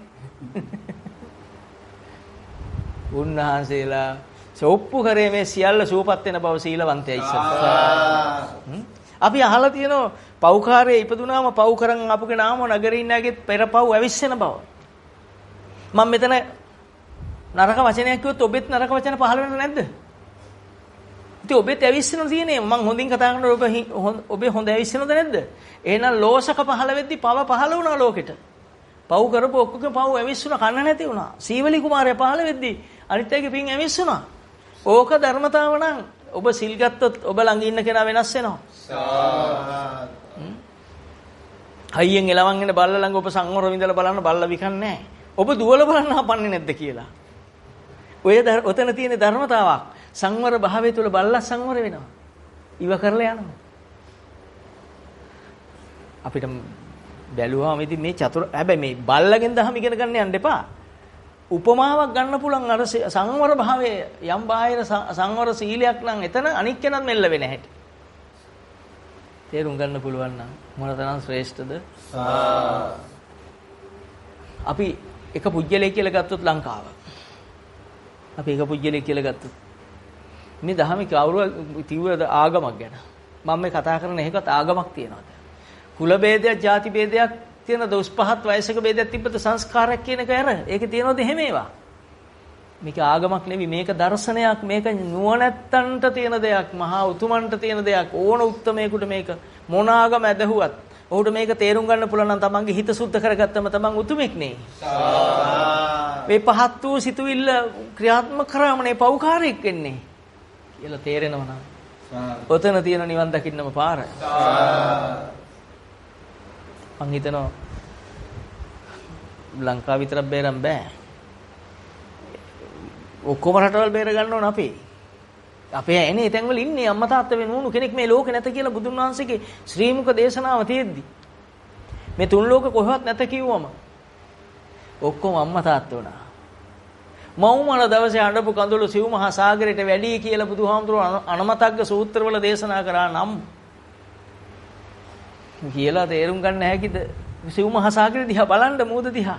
ඔයව බෙදලා පැසිෆික් සාගරේ අර සාගරේ මේ සාගරේ කියලා බෙදලා ඉන්දියන් සාගරේනේ. කළු මුහුද, ගොළු මුහුද, රතු මුහුද නම් කරලා තියෙන්නේ ඔය මුහුදේ ගැඹුර හොයාගෙන නෑ. ඔක ජලකඳ දිහා බලන්න. එච්චර ඔබ අඬලා තියෙනවා නම් මේ එච්චර අම්මලා මේ එක අම්ම කෙනෙක් බලන පොල් කට්ටක් අඳුළු වණ්ඩයි. ඔච්චර අඬන කොච්චර අම්මලා ඉඳලාද අපිට? ඒකයි කිව්වේ අනමතග්ගෝ බික්කවේ පුබ්බේව කෝටි න පඤ්ඤායිති කෙලවරක් පනවන්න බැරි තරම් දුරක ඉඳලා උඹලා එන්නේ. දැනගත්තට වැඩක් නෑ. දැන් කරන්න ඕන එන එක දැනගත්තම නිවන් දකින්නේ නෑ. සසරේ ඉන්න හේතුව දැනගෙන නිවන් දකින්න මේක හේතුඵල දහමක්. එම නිසායි මුල හොයන්න එපයි කිව්වේ කාටවත්. මුගලන් හාමුදුරුවෝ හොයන්න ගියාම එපා කිව්වේ ඒකයි. ඒක දැනගත්තට වැඩක් නැහැ. ඒ හොයන්නේ පිස්සෝ. පිස්සු අය හොයන කොහොමද එන්නේ? දැන් ආපු හැටි දැනගන්න හැකිද ඔබට? ඔබ මව්කුසට ආපු හැටි ඔබට ඒකවත් හොයාගන්න බැරි කොට. ඒකේ අතීතවත් ඔබට නොපෙනෙනකොට ඔබ මිත්‍යාවක එක බලනකොට ඔබට මේ සසරක් ගැන කොහේ හිතන්නද? ඒක බුද්ධ ඥාණයට පේන එකක්. ඔබ සසරෙන් ගැලවෙන හේතු උන්වහන්සේ දේශනා කරනකොටයි සම්මා සම්බුද්ධ කියන්නේ. ඉතින් මම හිතනවා තේරෙන්නට ඇති මේ හැම වචනයක් ගානෙම අර්ථාන්විතව මම කතා කරේ. තේරෙන අයට අවබෝධ වෙන අයට අර්ථය ඇවිල්ලා ඇති. මේ සසරේ තව මොනවා කණ්ඩද නේද? තව ඕනනම් ආයෙ හෙටත් බත් ටිකක් ආවි ටෙම්පරාදු කරා. ඒකෙන් රත්තරන් හැදෙන්නේ නැහැ බඩවැල් ඇතුලේදී. මහා සතිපට්ඨාන සූත්‍රයේ කුණුප කොටස් 32ක් කියලා දෙතිස් කුණුපයක් කියලා දේශනා කර තැන්වල කියනවද මැණික්ගල් හැදෙනවා කියලා ඇතුලේ නිල් කැට රතු කැට හැදෙනවද? ගෝමේද රත්තරන් දියමන්ති හැදෙනවද? නෑ. දැන් කළුගල් කාලාද උන බත් කෑම හැදෙනවා කළුගල්. බත් කාලා වතුර බිම හැදෙනවා වකුගඩු වල අක්මාවේ ගල් හැදිලාලු. තේරුණා? හැදිලා නෑනේ දියමන්ති. නේ දියමන්ති හැදෙනවක හැදුනක් කමන්නේ. එහෙම හිතයි අපේ අය. ඒකයි හැදෙන්නේ නැත්තේ. හැදෙනම කළුගල්.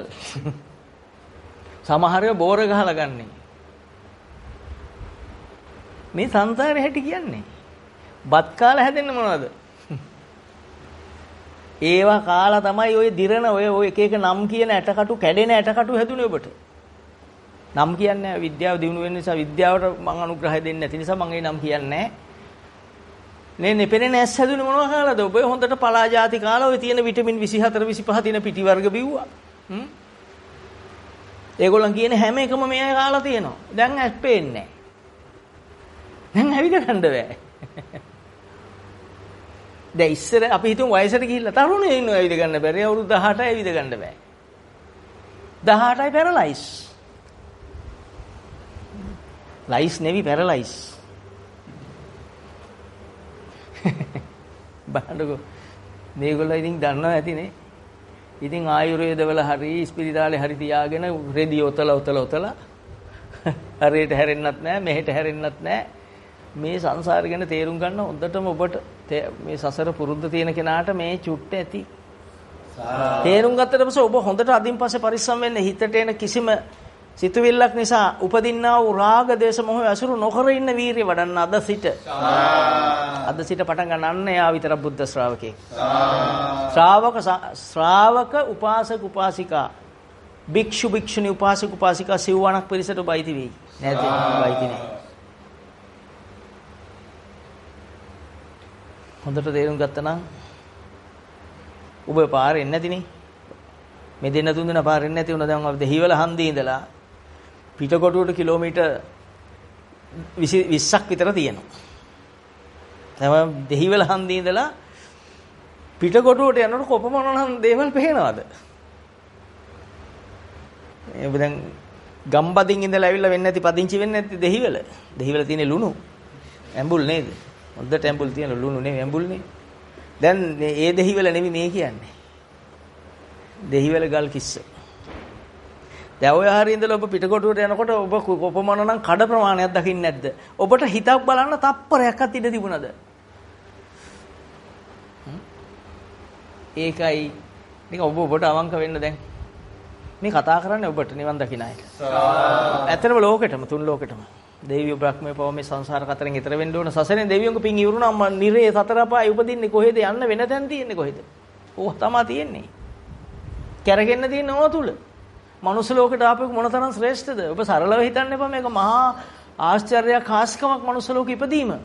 මනුස්සාලම් පටිලාභෝ අති දුර්ලභෝ. දුර්ලභ කරන සම්පatti නේද? සුකෝ බුද්ධෝ උප්පාදෝ බුදුන් වහන්සේගේ පහළවීම සැපේ පහළවීමයි. වෙන ඊට වඩා මම දන්නෙත් නෑ ඇත්ත. මොනතරම් සත්‍යද? එතකොට හිත ක්ෂණිකව පහළ වෙනවා. අන්න අර බෝඩ් එක ලස්සනයි. ඔය යනකොට කොල්ලු පිටිය හරි යනකොට පේන මූද දැන්. කොල්ලු පිටි කෙලවර යනකොට ගෝල් ෆේස් එක. ඔබේ ෆේස් එක පේන්නේ නැහැ ඔබට ගෝල් ෆේස් එක පේනවා. දැන් ඔබට හිතක් බලන්න කාලයක් තියෙද? අද පොඩ්ඩක් මූද රැළයි වගේ නේ අන්න නැවන් නවත්තලා තියෙනවා. ඉන්දියන් සාගරේ මුතු වැටේ ළඟට ඇවිල්ලා මුතු වැටේ ළඟට නැවක් ඇවිල්ලා. දැන් ඔබ නැව දිහා බලනවා හිත දිහා බලන්න වෙලාවක් තියනද? ඔබ වෙලාවක් යනකොට හිත දිහා බලන්න. හිත දිහා බැලුවම නැවනේ පෙනෙනවද? නැව පේන එක නවතිනවද? උපාදානස්කන්ධ කියලා බැලුවම අනුන් පේන එක නවතිනවද? පේනවා. නිකලෙස් ඇසකට පේන්නේ. රාහුල කුමාරයා බුදුහාමුදුරුවෝ දකින්නේ නිකලෙස් ඇසකින්. නේද? යසෝදරා දිහා බලන්නේ නිකලෙස් ඇසකින්. නෑ කෙලෙස් නෑ හිතේ. හැබැයි පේන එක පේනවා. එතන තමයි දෙන්නේ. ආර්ය ශ්‍රද්ධාව. මේක විග්‍රහ කරගන්නවට වැඩිය වටිනවා ඔබ තුලින් උපදවලා බලන්න. නූපන් අකුසල නූපදනවා කියන්නේ දැක්කම අකුසලයක් පහළ වුණා නම් ඇහුණම අකුසලයක් පහළ වුණා නම් ගඳ සුවඳ දැනෙද්දි නාහය තුලින් අකුසල සිතක් පහළ වුණා නම් දිවට රසයක් දැනෙද්දි අකුසල සිතක් පහළ වුණා නම් ශරීරයේ ගැටීමේදී පොට්ටබ්බේ තුලදී අකුසල සිතක් පහළ වුණා නම් මනසින් මතකෙදී අකුසලයක් පහළ මේ හය පලෙන් මේ හය ආයතන වලින් පහළ වුණා නම් උදව් කරන් අකුසල සිතක් සිත පේනවා නම් බාහිරේ පේන එක නවතීද ඒක පේන්නේ ඇහැට ඒක ඇහෙන්නේ කනට ඒක ගැටෙන්නේ කයට ඒක දැනෙන්නේ නාසයට. දැන් ඔබ ඒක වේ සිද්ධ වෙද්දී ඔබ මොකද කරන්නේ? හිත දකින්න ඉන්නවා. හිත දකින්න තැන තියෙන බුද්ධ ශාසනය. සිත සුද්ධ වෙන්න තැන තියෙන බුද්ධ වචනය. දැන් ඔය අර පේනක නවතින්නේ නැහැ. ඔබ නිකලෙස්සකින් දැක්ක දවස. ඔබට රාගය හෝ ද්වේෂය පහළ වුණා නම් ඒක අයින් වෙන විදිහට ඔබ හිත දැක්කම මේක සංස්කාරය මේක දුක කියලා වීරය වඩමින් ඔබ මහා කෙලෙස් තවන වෙර ඇති ආතප්පි සම්පජාන වීරය ඇතු ඔබ හිත දිහා මහා අවධානයකින් බලාගෙන ඒ රූපෙ ඇසට පේන්න ඇරලා ඔබ මහා වීරයක් වඩනවා මේ කෙලෙස් ටික පහ කරන්න. ඔබ විනාඩි 5ක් 10ක් හරි ගිහිල්ලා ඔබ ඒ රූපෙ ඉස්සරහම කෙලෙස් පරද්දයි. සමහර තප්පරෙන් බැරි වෙයි. සමහර පැයක් යන්න පුළුවන්, දවසක් යන්න පුළුවන්. එක රූපය සම්බන්ධිත කෙලෙස් ටිකක් පරද්දන්න. නැත්නම් ඔබ හිතන තප්පරෙන් වෙන්නේ පුරුදු කෙනාට. ඉති යතේන කණේන තේන මොහොතේ මේ මොහොත එන්නේ සෝතාපන්න ඥාන වලින් එහායට. සෝවන් වෙන එක අමාරු මේක. ඒ කියන්නේ අපේ සසර පුරුද්ද අතහරින එක සෝවන් වෙනවා කියන්නේ. බුදුන් වහන්සේගේ සී සද්ධර්මය අපිට ගන්න එක සෝවන් වෙනවා කියන්නේ. නේද?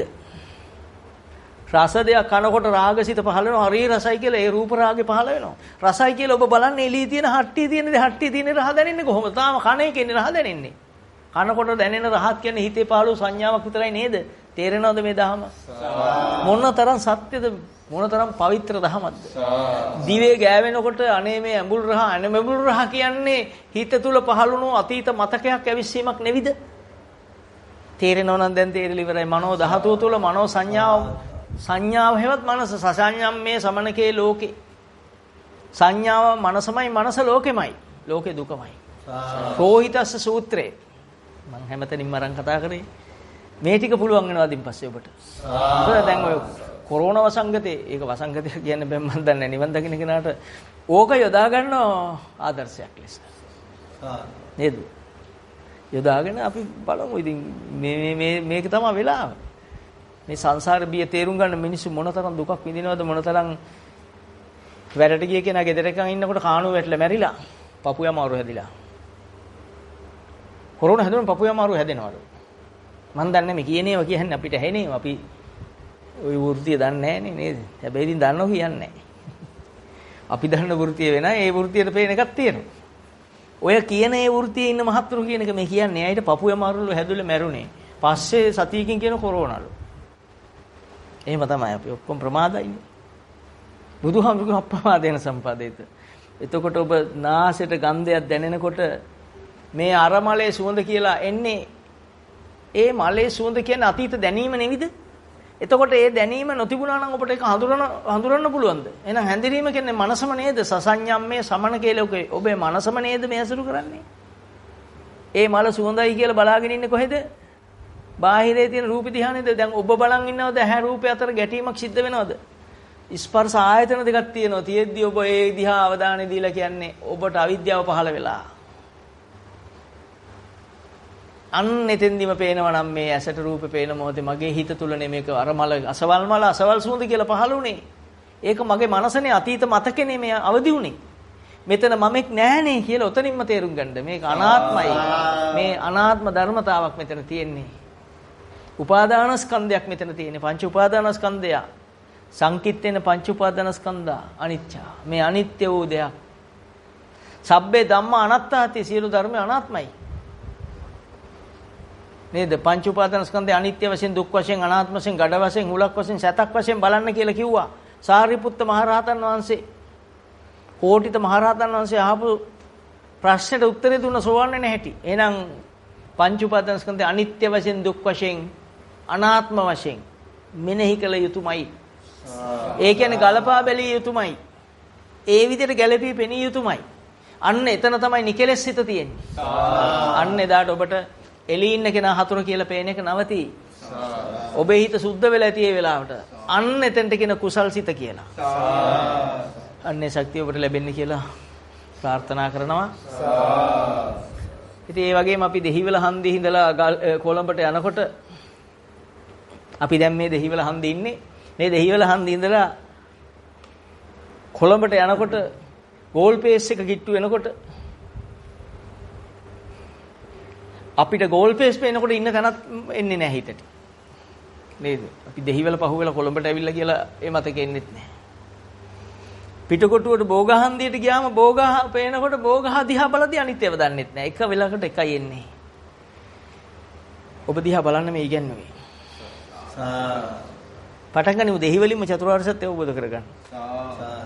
නේද? අර්ථය පස්සේ කලක කියන්න. ඇයි මම මෙහෙම කතා කරන්නේ කියලා. ඒක දැන් හොයන්න යන්න එපා. අපි දෙහිවල ඉන්න පිරිසක්. දැනට මේ දෙහිවල ආසන්නේ යම්කිසි තැනක මේ කතා කරන්නේ. මේක දෙහිවල ඉඳලා කොළඹට යනකොට අපි හිත වෙනස් වෙන හැටි මේ කතා කරන්නේ. අපේ හිත අපිට නොපෙනෙන්න උදව් වුනේ මොනවද? ඇසට පේන රූප. රූපය ඇසුරු කරනකොට අපේ හිත බලන්න කාලයක් නැහැ.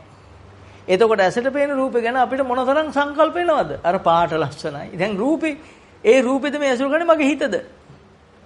තේරුණා නම් ඇඩයි. අන්න අර සිනමා ශාලාව. වැල්ලවත් හරියට යනකොට අන්න සිනමා ශාලාව. අන්න ඒකේ මේ චිත්‍රපටිය. මේ දවස්වල නාස් දාපු නිසා බලන්න දෙන්නෙත් නෑ වැඩි. නාස් වස්මත් දාලා නේද? නාහෙට අර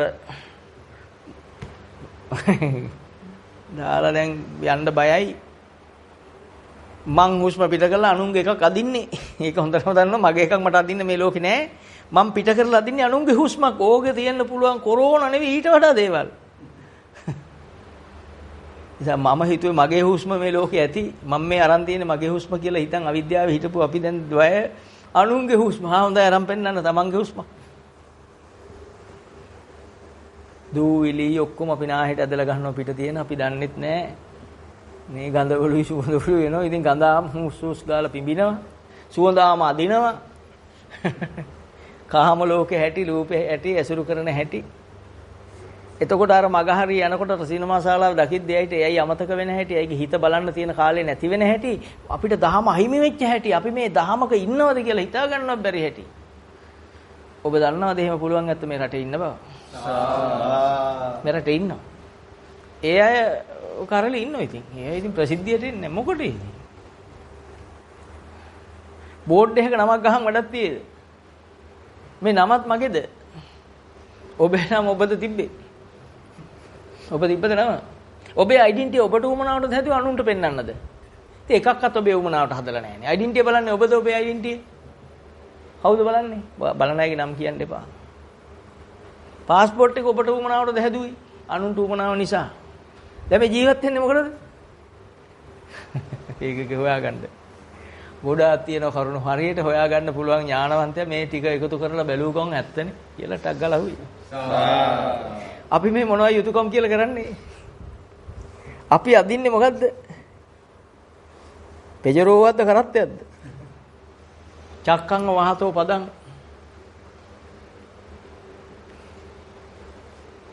යුතුයකම් කරන්නේ ඉඳ අපායට එන්නේ. යුතුයකම් කරපු සිතක් මතක් වුණොත් මං හරම කරා. පින් සිතක්. ඔය බුම්මාටු දෙවියෙක් කියලා උපදී කරපු පිනක් මතක් වුණොත් කොහේ හරි ගහගෙන අවුරුදු 30000ක් ආයුෂ තියෙන බුම්මාටු දෙවියෙක්ගේ පොඩි එළියක් තියෙන කලාමැදිරි එළියක් වගේ තියෙන හේට මෙහෙට පණින දෙවියෙක් වෙලා උපදී 30000ට අග්ගාලේ ගෙවිලයි දෙවියන් පින් කරන්න chance නැහැ නේ එතන ඉඳගෙන. පින් කරන්න උදව් කරන්න මෙපායි. කරන්නේ දෙයාට පින් නැත්තම්. දෙන්නේ කොහොමද? අපිට පින් නැත්තම් අපිට දීපල නැත්තම් අනුන්ට දෙන්න දානයක් දෙන්න පින් නැත්තම් දෙයියන්ටත් එච්චර නම්.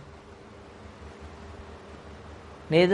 මහා පුණ්‍ය ශක්තියක් තියෙන උත්තමයන්ට දන් දීපු උතුමෙක් ඒක මතක් කළා මහේශාක්‍ය දේව මට්ටමට එහෙම නැත්නම් ඔය දිව්‍ය ලෝක හයෙන් එහෙක උපන්නොත් පින් කරන්න හිතෙන්නේ නැහැ මානෙනෝ. එන්නේ නැහැ. එන්නේ නැහැ පල්ලෙහාට එන්නේ. එන්නේ බුද්ධ ශාසනයක් තිබුණොත් විතරයි. දැන් දෙවියෝ නැත්තේ ඒකයි ශාසනේ නැහැනේ නෑ දෙවියෝ. බුදුහාමුදුරු ඉන්න කාලේ වටේටම. ශාසනේ බැවලුනොත් ශාසනේ තියෙන තැනට දෙවියෝ නෝන මතක තියන්න මේ දෙවියොන්ටත් අමෘතය මේක. එහෙනම් ඔබට අමෘතයක් වුණු දවසට ඔබයි දෙවියෝ එකක්. කොම ලෝකයක් නේ. ඒ මොකක් අවබෝධ කරගත් දවසටද? ඔබේ සිත අවබෝධ කරගත්ත දවසට. සිත තුළ බාහිරේ රූප, ශබ්ද, ගන්ධ, රස, ස්පර්ශ ධම්ම. ඒ කියන්නේ ඇහැට රූප, කනට ශබ්ද, නාසයට ගන්ධය, දිවට රසය, කයට පහසය, මනසේ මතකය මේ හයපල පහළ වෙනකොට ඒ උදව් කරන් හිතේ රාග, ద్వේෂ, මෝහ පහළ වෙනකොට එය දැක්ක කල්ලි ඒ අනර්ථ කොට මෙනෙහි කරන්න පුළුවන් කල්ලි ඔබ ළඟ දෙවියෝ ඇත. මේ සියලු ධර්ම කරුණු ඔබට සංසාර කතරෙන් එතර වෙන්නට ඔබට පමණක් නෙවෙයි තුන් ලෝකෙටම.